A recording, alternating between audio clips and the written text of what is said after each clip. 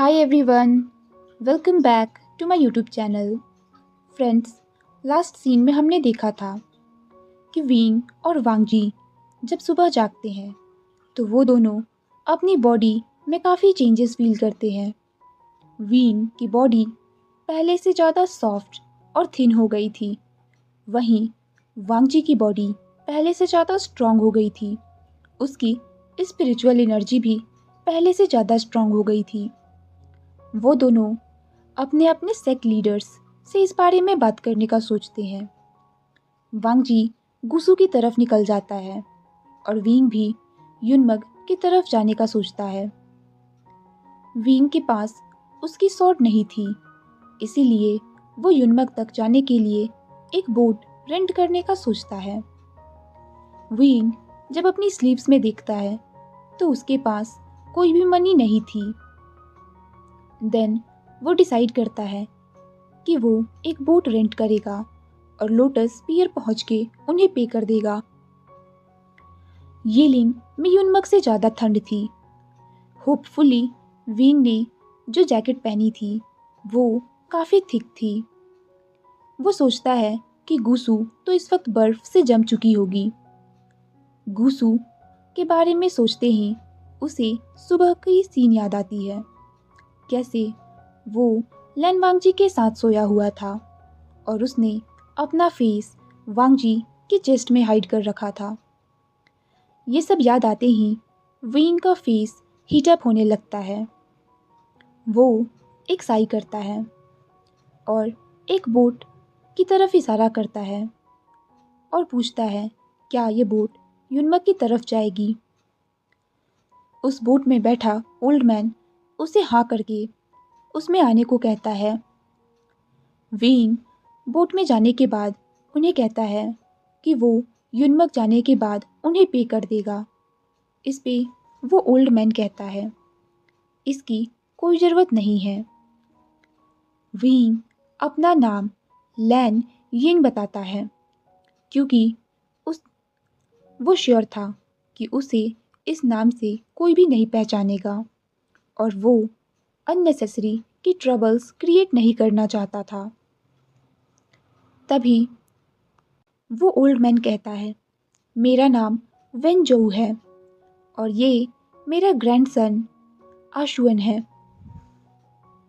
वो लड़का विंग की फ्लूट को स्ट्रेंजली देखे जा रहा था, जिसे नोटिस कर विंग कहता है मैं एक डिसेंट प्लेयर हूँ, क्या तुम चाहते हो कि मैं तुम्हारे लिए प्ले करूँ। इस पर वो लड़का कहता है अरे नहीं, तुम्हारी फ्लूट मुझे यीलिंग पैट्रियार्क की कहानियों की याद दिला रही है।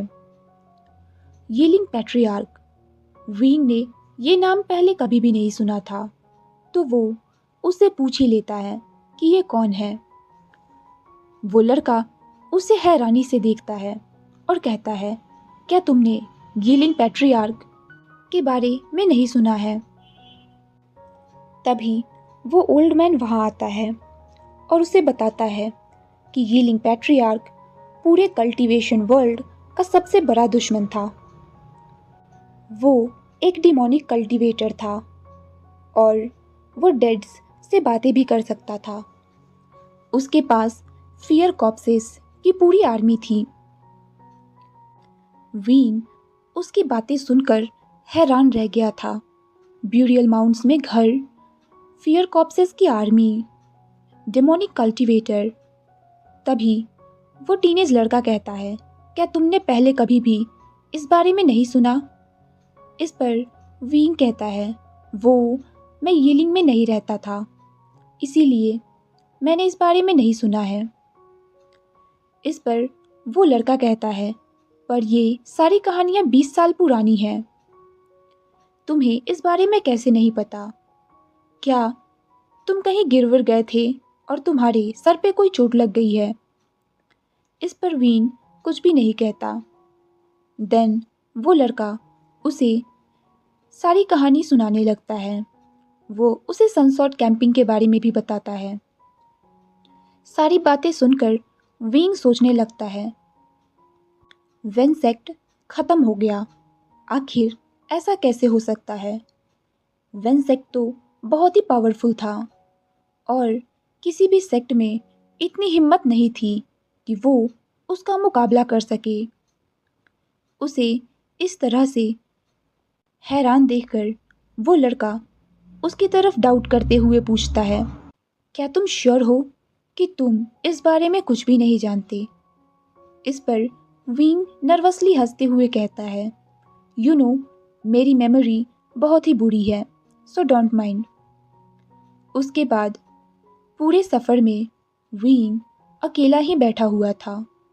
वो उस ग्रैंड ओल्ड मैन और उसके सन की बातें सोच रहा था। उसे इतना तो समझ आ गया था कि जो कुछ भी उसकी और वांगजी की मेमोरीज को अफेक्ट किया है, उसने उससे उसकी 20 साल की मेमोरीज मिस हो गई हैं। विंग अब बस जल्दी से युनमक जाना चाहता था और वहाँ देखना चाहता था कि वहाँ क्या क्या चीज़ें बदली हैं। जब विंग युनमक पहुँचता है तो उसे बहुत ही भूख लगी हुई थी। वो वहाँ के वेंडर से कुछ लेने का सोचता है और ये सोचता है कि अंकल जियांग उसके लिए पे कर देंगे। बट वो युनमक की मार्केट में किसी भी वेंडर को नहीं पहचानता। वहाँ सारे वेंडर्स उसके लिए अजनबी थे। मार्केट में सभी उसकी फ्लूट को बहुत ही स्ट्रेंजली देख रहे थे और आपस में बातें किए जा रहे थे। विंग उस फ्लूट से छुटकारा पाने का सोचता है, पर पता नहीं क्यों उसे उस फ्लूट की तरफ एक अजीब सी अट्रैक्शन फील होती है और वो लोगों को इग्नोर करके लोटस पियर के सामने आता है। लोटस पियर पूरी तरह से बदल चुका था। वो पहले से छोटा लग रहा था बट अभी भी ब्यूटीफुल था। विंग अंदर जाता है और उस स्मॉल पेविलियन को खोजने लगता है जहाँ उसकी सिजे उसके लिए स्नैक्स लेके आया करती थी। बट वो उस पेविलियन को ढूंढ नहीं पाता। उसे ये फील होता है कि लोटस पियर में हर चीज़ बदल चुकी है। जहाँ पहले ट्रेनिंग फील्ड्स हुआ करती थी वहाँ अब बड़ी बड़ी बिल्डिंग्स हैं। लोटस पियर में भी सभी डिसिपल्स उसे देखकर आपस में बातें करने लगते हैं। विंग उन्हें इग्नोर करता है। तभी उसे जीडियन की आवाज़ सुनाई देती है। उसे लगता है कि ये मैडम यू होंगी। वो जैसे ही पीछे मुड़ता है तो उसके सामने जियांग चेंग खड़ा था। वो पहले से ज़्यादा लंबा लग रहा था और उसका ऑरा पहले से ज़्यादा पावरफुल था। उसने अपने सर पे अपने फादर का हेडपीस पहना हुआ था और उसकी हाथ में उसके मदर की स्पिरिचुअल वेपन जीडियन थी। वो विंग को देखकर चिल्लाते हुए कहता है, आखिर तुम यहाँ क्यों आए हो? उसे गुस्से में देखकर विंग कहता है, जंगसा, तुम इतना गुस्सा क्यों कर रहे हो? आखिर मैंने ऐसा किया क्या है? एक बार तुम मुझे बता देना कि मैंने क्या किया है, फिर मैं तुमसे माफ़ी मांग लूँगा। कि तभी जंगसा गुस्से में जीडियन से अटैक करता है और विंग एक कदम पीछे हो लेता है। उसे यकीन ही नहीं होता कि उसका भाई उसके साथ ऐसा कर सकता है। वो उस पे अटैक कर सकता है। जियांग चैंग गुस्से में चीखते हुए कहता है, आखिर तुम खुद को समझते क्या हो? तुम्हें क्या लगता है कि जो कुछ भी हुआ मैं उसे भुला दूंगा? तुम यहाँ क्यों आए हो?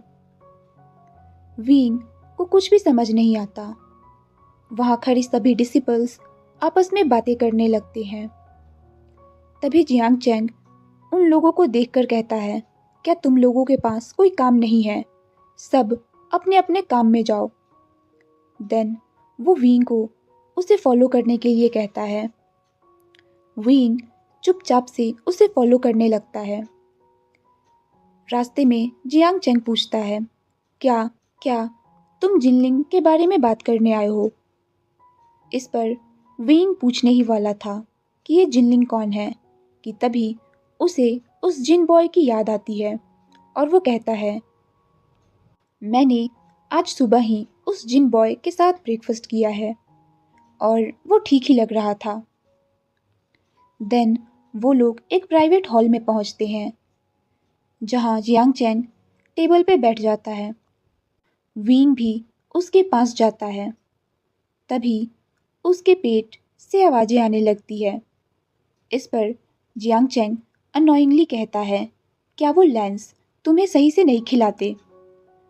वो एक सर्वेंट की तरफ इशारा करता है और उसे फूड लाने को कहता है।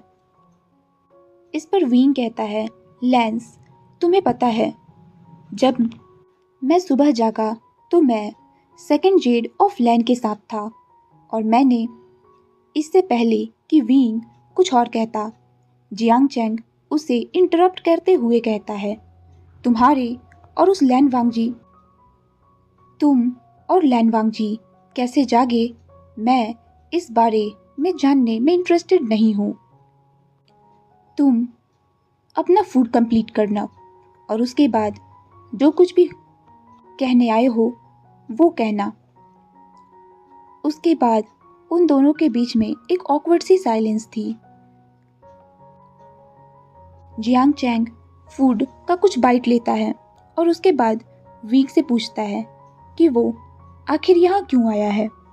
इस पर वींग कहता है, मुझे बस इतना याद है कि लास्ट नाइट मैं तुम्हारे साथ लोटस पियर में ड्रिंक कर रहा था और जब सुबह मेरी आंखें खुली तो मैं ये लिंक के एक इन में सेकेंड जेड ऑफ लैंड के साथ था और तुम्हें पता है लंजा ने मुझे पहचाना भी नहीं और वो मुझ पे अटैक करने लगा। हमें लगता है कि हम पर कोई कर्ज हो गया है और इसलिए हमने अपने अपने सेक्ट लीडर्स से इस बारे में बात करने का सोचा है। रास्ते में मैंने जितने भी इंफॉर्मेशन गैदर किया है उससे मुझे यही लगता है कि उस कर्ज ने हमारी मेमोरीज को अफेक्ट किया है और आई थिंक हमारी मेमोरीज को ले लिया है या फिर दे दिया है। वो सारी सिचुएशन एक्सप्लेन करके अपने भाई के रिएक्शन का वेट कर रहा था बट जियांग चैंग तो कम्प्लीटली ब्लैंक हो गया था। अब शाम का समय हो चुका था। वींग अपना पैर पानी में रखे सनसेट को देख रहा था। उसके दिमाग में बहुत सारी बातें चल रही थी और आज का वो ऑकवर्ड मील। जियांग चैंग ने उससे कुछ भी नहीं कहा। उसने एक लेटर लिखा था और वींग को अननेसेसरी प्रॉब्लम्स क्रिएट करने से मना किया था। उसने कुछ डिसिपल्स भी वींग पर नज़र रखने के लिए लगाया था। जो डिसिपल उस पर नज़र रखी थी उसका नाम लू किंग था।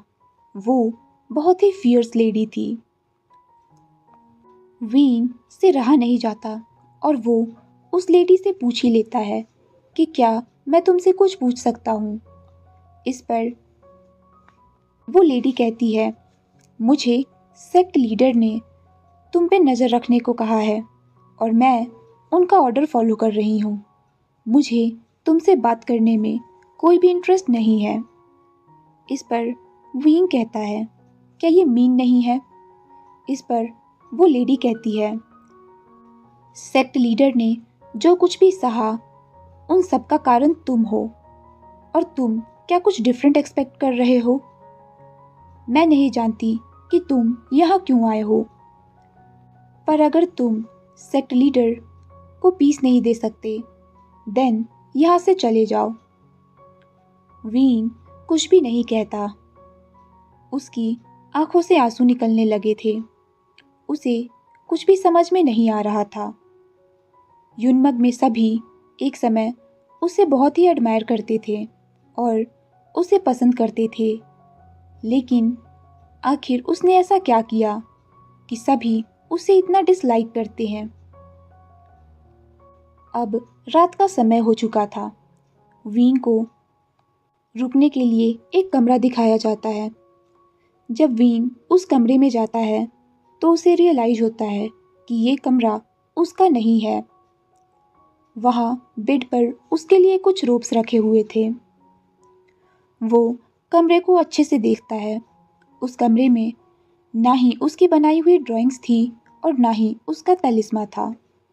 वो सोचता है कि लोटस पियर अब उसका घर नहीं है। देन वो कहाँ रहता होगा? क्या उसके पास कोई घर है भी? वीन अपनी सीजे अंकल फेंगमियान के बारे में पूछना चाहता था, उनसे मिलना चाहता था, बट उसकी हिम्मत ही नहीं होती कुछ पूछने की। तभी लू किंग कहती है, सेक्ट लीडर आज बिजी है, वो कल सुबह तुमसे बात करेंगे। वीन कुछ भी नहीं कहता। वीन की भूख भी मर चुकी थी। वो सिंपली अपने रोब्स उठाता है और बात लेता है। बात लेने के बाद वो अपने बेड पे लेट जाता है। उसे अचानक से वांगजी की याद आती है। वो सोचता है लंजा एटलीस्ट उससे बेटर टाइम एंजॉय कर रहा होगा। उसे रियलाइज़ ही नहीं होता कि लंजा के बारे में सोचते ही उसके फेस पे एक स्माइल आ जाती है। वो सिंपली अपनी आंखें बंद करता है और उसे नींद आ जाती है। तो चलिए आज का फ़ैन फिक्शन यहीं पे स्टॉप करते हैं। आगे हम लंजा का पॉइंट ऑफ व्यू देखेंगे इसमें। बाय।